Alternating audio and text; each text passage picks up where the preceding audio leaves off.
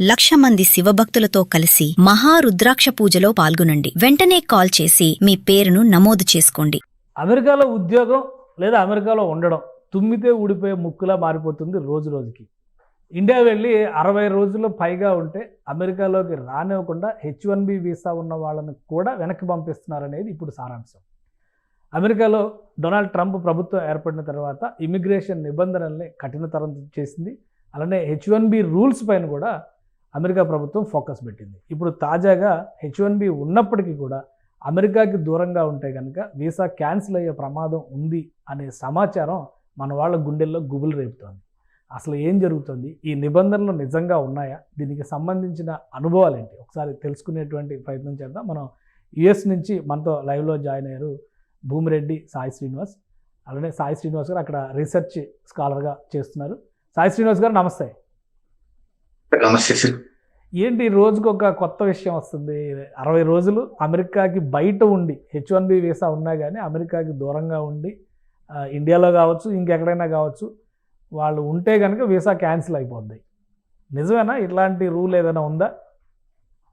Sir usually ఎక్కడే కానీ sir నేను గత 2-3 రోజుల నుండి ఆ ఇన్సిడెంట్ జరిగిన తర్వాత నుండి నేను విపరీతమైన రీసెర్చ్ చేయడం జరిగింది. అంటే అది అసలు 60 రోజులు ఎక్కడైనా యూనివర్సల్ రూల్ ఉందా, ఎక్కడైనా దీని కండిషన్స్ ఏంటి, ఒకవేళ దీని గురించి మనం ఏమేమి చేయొచ్చు అని ఎక్కడే కానీ. సో గత 2 రోజుల నుండి నాకు ఎక్కడే కానీ ఈ 60 రోజుల రూల్ కానీ ఈ 60 రోజుల నిబంధన కానీ ఎక్కడే కానీ కనపరాలేదు. సో ఇది ఎక్కడి నుండి పుట్టుకొస్తుంది అనేది కూడా నాకు అర్థం కాకుండా పరిస్థితిలో ఉన్నాం సార్ అందరం. సో అసలు నిజమేనా ఈ రూల్ ప్రకారం కొంతమంది వెనక్కి తీసి పంపించారు? హైదరాబాద్ నుంచి ఒకరిని, బెంగళూరు నుంచి ఇద్దరిని, ఇట్లా కొన్ని డేటా వస్తుంది. సోషల్ మీడియాలో అయితే ఈ పోస్టులే వైరల్ అవుతున్నాయి.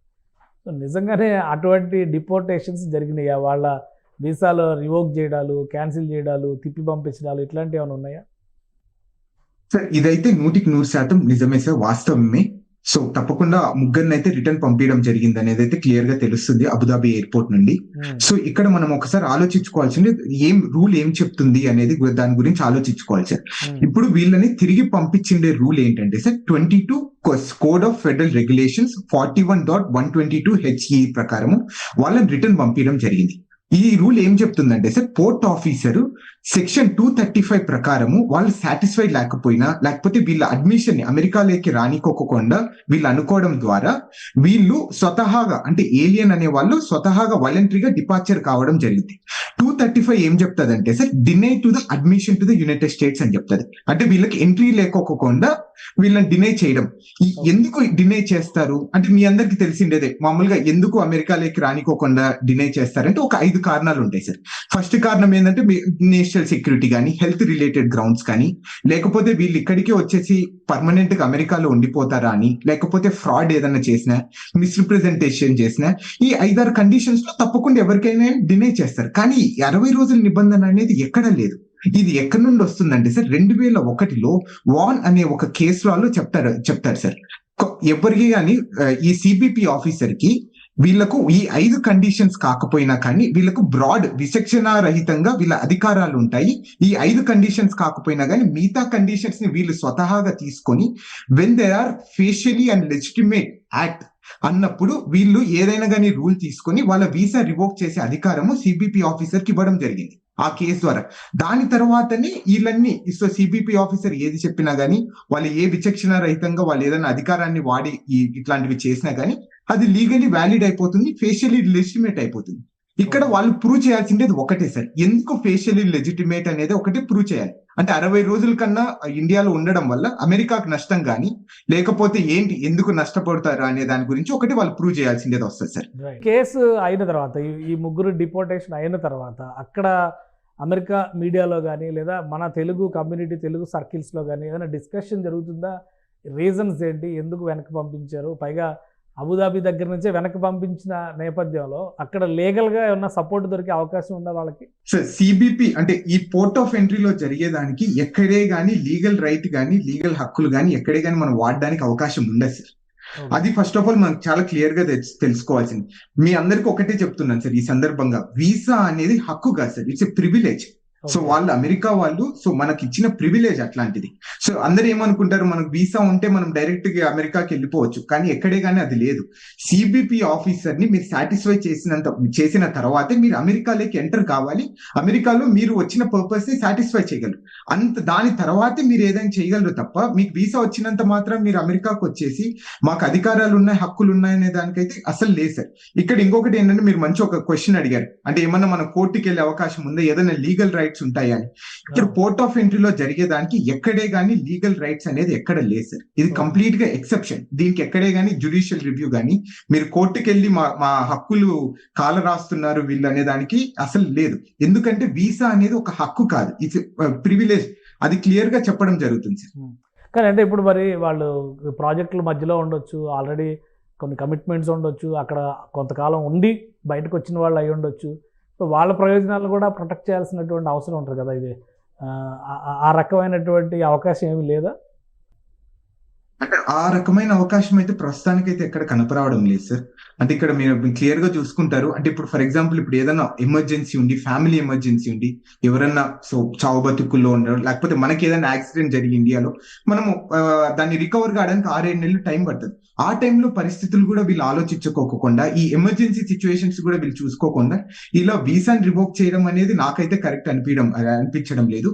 అండ్ వాళ్ళు క్లియర్ గా చెప్తున్నారు, ఆ ముగ్గురు, మాకు ఎమర్జెన్సీ క్లియర్ గా ఉంది, మాకు ఎమర్జెన్సీ మా ఫ్యామిలీ ఇష్యూస్ లేకపోతే హెల్త్ ఇష్యూస్, ఆ క్లియర్ గా రీజన్స్ వీళ్ళ దగ్గర డాక్యుమెంటేషన్ ఉన్నా గానీ వీసా రిజెక్ట్ చేశారు అంటే వాళ్ళు ఎంత డిస్క్రిషన్, ఆ విచక్షణ రహిత ఆ అధికారాన్ని ఎలా ఉపయోగిస్తున్నారు అని కూడా ఒకసారి మనము ఎవాల్యుయేట్ చేసుకొని మనం కూడా కొంచెం కేర్ఫుల్ గా ఉండడం చాలా బెటర్ సార్. అట్లనే ఇంకొకటి ఏంటంటే, ఒకవేళ మీకు అట్లాంటి సిచ్యువేషన్స్ వస్తే మీరు H1B పిటిషన్ ని విత్డ్రా చేసుకొని మళ్ళీ మీరు ఫ్యూచర్ లో రావడానికి అవకాశం ఉంటుంది. ఇప్పుడు ఫర్ ఎగ్జాంపుల్ ఈ సిచ్యువేషన్ లో కూడా సార్, ఇక్కడ ఎక్కడే కానీ వాళ్ళు స్వతహాగా వాలంటరీగా డిపార్చర్ అయ్యారు కాబట్టి నో ఇష్యూస్. ఒకేలా వీళ్ళు అమెరికన్ గవర్నమెంట్ కానీ పోర్ట్ ఆఫీసర్స్ కానీ వీళ్ళని పంపించితే వీళ్ళు మళ్ళీ జీవితాంతం మళ్ళీ అమెరికాకి వచ్చే పరిస్థితి అయితే ఉండదు. తప్పకుండా ఈ ముగ్గురికి నెక్స్ట్ ఫ్యూచర్ లో ఎప్పుడైనా కానీ కొత్త వీసాస్ వేసుకోనో, లేకపోతే F1 మీద, H1B మీద, L1 మీద వీసాస్ తో వేసుకొని మళ్ళీ అమెరికాకి వచ్చే అవకాశం ఉంటుంది కూడా సార్. కానీ ఇప్పుడు ఆ కంపెనీస్ ఎవరైతే ఈ H1B ప్రొవైడ్ చేశారో ఆ కంపెనీస్ వీళ్ళ తరపున అవకాశం కల్పించడానికి కానీ, లేదా అక్కడ అథారిటీస్ని రిక్వెస్ట్ చేయడానికి కానీ స్కోప్ ఏమైనా ఉంటుందా? ఇంకా ఈ చాప్టర్ క్లోజ్ అయిపోయినట్టే అనుకోవాలా? సో ఈ చాప్టర్ క్లోజ్ అయిపోయినట్టే సార్ ప్రస్తుతానికి అయితే. మళ్ళీ వాళ్ళు కొత్త H1B పిటిషన్ వేసుకుని మళ్ళీ అమెరికాకి రావాల్సిన పరిస్థితి ఉంటుంది. అంటే ఒక్కసారి రిటర్న్ చేసినా, రిజెక్ట్ చేసినా వీసా తీసుకోవడమే కష్టం అంటారు. అలాంటిది డిపోర్ట్ చేసేస్తే, వీసాని క్యాన్సిల్ చేసి రివోక్ చేసేస్తే వీళ్ళకి మళ్ళీ అప్లై చేస్తే వచ్చే ఛాన్సెస్ ఉంటాయా? అదే సార్, ఇక్కడ కొంచెం ఒక లూప్ అనేది ఇక్కడ ఉంది సార్. ఇక్కడ ఏంటంటే వాళ్ళు వాలంటరీగా డిపార్చర్ అయ్యారు, అంటే వాళ్ళు డినై చేసిన తర్వాత వీళ్ళు స్వతహాగా వద్దొద్దు మాకేం చేయకండి, మేమే వెళ్ళిపోతాం మా ఇండియాకి అనేది వాళ్ళు చాలా తెలివిగా చేయడం జరిగింది. అంటే సో దాని ద్వారా ఏమైపోతుంది అంటే నెక్స్ట్ ఫ్యూచర్ లో వచ్చే అవకాశం ఉంటుంది. ఆ రోజు చెప్పుకొని ఏదో ఒకటి మేము ఇట్లనే వాలంటరీగా మా ఫ్యామిలీ రీజన్స్, లేకపోతే ఇది జరగడం వల్ల మేము రిటర్న్ రావడం జరిగింది అనేది చెప్పుకోడు. కానీ వీళ్ళు అమెరికా వాళ్ళు తిరిగి పంపిస్తే మాత్రం మనకు జీవితాంతం ఎప్పుడు వచ్చే అవకాశం కూడా ఉంది సార్. రైట్. అంటే ఇప్పుడున్న సిచ్యుయేషన్లో మీరు ఇచ్చేటువంటి సలహా ఏంటి? ఒకవైపు ఈ డ్రీమ్ అయితే చెల్లా చెదిరైపోతుంది అనేటువంటి ఆందోళన ఉంది, ఇంకోవైపు నుంచి అమెరికాలో ఉన్న భారతీయులు కానీ, అమెరికాలో జరుగుతున్నటువంటి పరిణామాలు కానీ, మళ్ళీ అమెరికా రావాలి అనేటువంటి కళ ఇక కలగానే మిగిలిపోద్ది అనుకునేటువంటి వాళ్ళకి మీరు ఏం చెప్తారు? సార్ ఇప్పుడు ప్రస్తుతానికి అయితే మనం ఈ H1B వాళ్ళు ఎవరైనా కానీ ఎక్కడే కానీ ఈ రూల్ లేదు అనేది డిస్కషన్ దాన్ని పక్కన పెడితే, సో మీ అందరికీ ఒకటే నేను విజ్ఞప్తి చేస్తున్నాను. సో ఈ సందర్భంగా 60 రోజుల కన్నా ఎక్కువ ఎవరైనా కానీ ఇండియాలో ఉన్నా కానీ, సో వాళ్ళందరూ 60 రోజుల లోపలే ఏదైనా కానీ ఈ వెకేషన్స్ కానీ ఇవన్నీ పూర్తి చేసుకుని 60 రోజుల లోపలే అమెరికాకి రావడం జరుగుతుంది. అలా వస్తేనే కొంచెం మనం సేఫ్ గా ఉంటాం. అలానే ప్రాపర్ డాక్యుమెంటేషన్ అనేది పెట్టుకోవడం అనేది నా సజెషన్. అంటే ఒక అటార్నీ దగ్గర నుండి కానీ, లేకపోతే మీ ఎంప్లాయర్ దగ్గర నుండి కానీ, అలానే మీ పే స్లిప్స్ కానీ, మీకు శాలరీ పడే డబ్బులు కానీ, ఇవన్నీ క్లయింట్ రిలేషన్షిప్ కానీ, ఈ డాక్యుమెంటేషన్ ప్రాపర్ గా పెట్టుకున్న తర్వాత మీ అటార్నీని, మీ ఎంప్లాయర్ ని కన్సల్ట్ అయిన తర్వాతే మీరు ఈ ట్రావెల్ ప్లాన్స్ కానీ, ఈ పోవడం కానీ రావడం కానీ చేస్తే చాలా బెటర్ గా ఉంటుందని అయితే నా విజ్ఞప్తి సార్ అందరికి. రైట్. ఇక జాబ్స్ కోసం ట్రై చేసే వాళ్ళకి H1B అనేది ఇప్పుడు ఆల్రెడీ 2 అంశాలు చెప్తున్నారు. నంబర్ తగ్గిపోతుంది అంటున్నారు, రూల్స్ స్ట్రిక్ట్ చేస్తారంటున్నారు. సో ఇవి జరుగుతున్నటువంటి సందర్భంలో ఇండియా నుంచి జాబ్స్ కోసం ట్రై చేసే వాళ్ళు తీసుకోవాల్సినటువంటి జాగ్రత్తలు ఏంటి? సార్ ఇక్కడ ఎవరే గానీ అంటే నేను నెంబర్స్ ప్రకారం అయితే ఇక్కడ పెద్ద తగ్గినట్టు కూడా నాకైతే ఎక్కడ కనపడడం లేదు సార్. ఎన్ని రూల్స్ ఎక్కువ స్ట్రిక్ట్ చేస్తున్నారో ఆ నెంబర్స్ పెరుగుతున్నాయి. నాకు అదే అర్థం కావడం లేదు నెంబర్స్ ప్రకారం చూసుకుంటే. లాస్ట్ టైం కి ఈ టైం కి అంటే 1,00,000 H1B పిటిషన్స్ తగ్గిపోయాయి అంతే. సో ఇవన్నీ ఏంటి, 1,00,000 ఏంటంటే నాకు తెలిసిన వరకు కొంచెం దొంగగా వచ్చే వాళ్ళు, లేకపోతే సో వివిధ రకాలుగా ఏదైనా స్కామ్స్ చేసి రావాలనుకున్న వాళ్ళు కొంచెం తగ్గినట్టు ఉన్నారు తప్ప ఎక్కడే గానీ సో ఈ ఇంకా అమెరికన్ డ్రీమ్ అయితే నిలబడి అయితే ఇంకా ఆ ఆలోచనలు అయితే ఉన్నారైతే నేనైతే అనుకుంటున్నాను సార్. అంటే ఇప్పుడు వచ్చే వాళ్ళకు కూడా తప్పకుండా చాలా కేర్ఫుల్ గా సో మీరు ఏదైనా కానీ ప్రాపర్ ప్లానింగ్ తో ప్రాపర్ జాబ్ తోనే అమెరికాకు వస్తేనే మీకు అవకాశాలు ఉంటాయి. సో ఏదైనా కానీ ఒక ముందులాగా సో దొంగ సర్టిఫికేట్స్ పెట్టుకోను, లేకపోతే మీరు మొన్న చూసింటారు ఆల్మోస్ట్ సుమారు 5 మందిని మన హైదరాబాద్ లో అరెస్ట్ చేయడం జరిగింది దొంగ సర్టిఫికేట్స్ పెట్టుకున్నారని. అలాంటివి వచ్చే వాళ్ళకి మాత్రం అసలు అమెరికా అనేది కరెక్ట్ ప్లేస్ కాదు ఇప్పుడున్న పరిస్థితిలో. అలాంటివి అసలు చేయకండి అని అయితే నా suggestion sir. Right thank you Sai Srinivas గారు విశ్లేషించినందుకు. ఇది H1B వీసాలు ఉండి కూడా దేశం నుంచి అంటే అమెరికా నుంచి దూరంగా 60 రోజులు పైబడి ఉన్న వాళ్ళకి జరిగినటువంటి అనుభవం చూసిన తర్వాత చాలామంది ఆందోళన చెందుతున్నారు. అయితే రూల్స్ పరంగా డాక్యుమెంటేషన్ పరంగా ప్రాపర్గా ఉన్న వాళ్ళకి మాత్రం ఎలాంటి ఇబ్బందులు లేవని సాయి శ్రీనివాస్ విశ్లేషిస్తున్నారు. మరోవైపు కొత్తగా వెళ్ళేటువంటి వారి సంఖ్య కూడా ఏమాత్రం తగ్గడం లేదు. పిటిషన్ పెట్టుకునేవాళ్ళు, అప్లికేషన్ పెట్టుకునే వాళ్ళు తగ్గొచ్చేమో కానీ వచ్చేటువంటి నంబర్లో మాత్రం పెద్దగా మార్పు లేదని చెప్పారంటున్నారు. సో ఏదైనా ఏ దేశమైనా కానీ కరెక్ట్ ప్రొసీజర్ని ఫాలో అయితే ఆ దేశంలో విలువ గౌరవం ఉంటుంది. అలానే మన సొంత దేశానికి కూడా ఆ గౌరవం పెరిగేటువంటి ఛాన్సెస్ ఉంటుంది. ఎలాంటి మిస్లీడింగ్ ఇన్సిడెంట్స్కి మిస్లీడింగ్ అంశాలకి పాల్పడకుండా ఉంటే కనుక అమెరికా రావాలనేటువంటి డ్రీమ్ ఇప్పటికీ చెక్కు చెదరదని ఆయన విశ్లేషిస్తున్నారు. ఇది special discussion. Keep watching. Suman టీవీలో మీ పర్సనల్ అండ్ బిజినెస్ ప్రమోషన్స్ కోసం కింది నెంబర్కి కాంటాక్ట్ చేయండి.